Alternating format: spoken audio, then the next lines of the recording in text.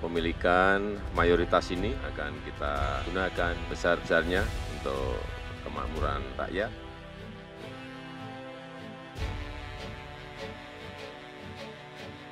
Yang berkaitan dengan smelter, semuanya juga telah terselesaikan dan sudah disepakati. Artinya semuanya sudah komplit, tinggal bekerja saja.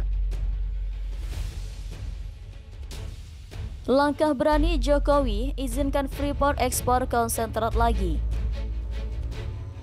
Ini adalah swasta, BUMN. Ekonomi ya ekonomi, bisnis ya bisnis. Kalau ini untung ya akan terus, kalau nggak untung ya akan stop.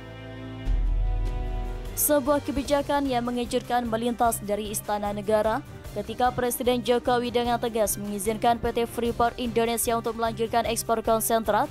Padahal sebelumnya larangan ekspor mineral mentah telah diberlakukan sebagai upaya untuk meningkatkan investasi industri pemrosesan logam di dalam negeri.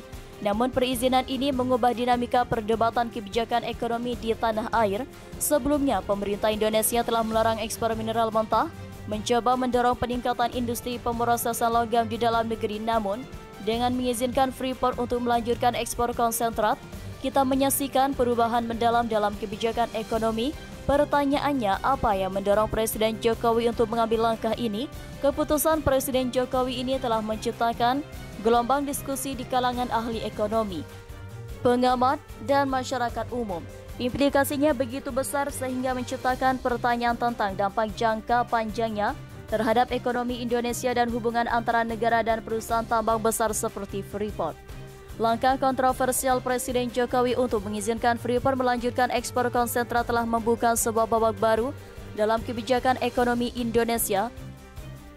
Ini adalah cerita tentang kompromi, nilai tambah dalam negeri, dan perdebatan seputar arah yang diambil oleh negara ini dalam memanfaatkan sumber daya alamnya.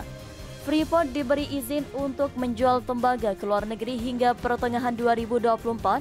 Sebagai bagian dari usaha untuk memberikan waktu kepada perusahaan menyesuaikan diri dengan perubahan kebijakan yang tiba-tiba. Pada akhirnya, kita semua menjadi saksi kebijakan yang menciptakan gelombang dalam ekonomi Indonesia.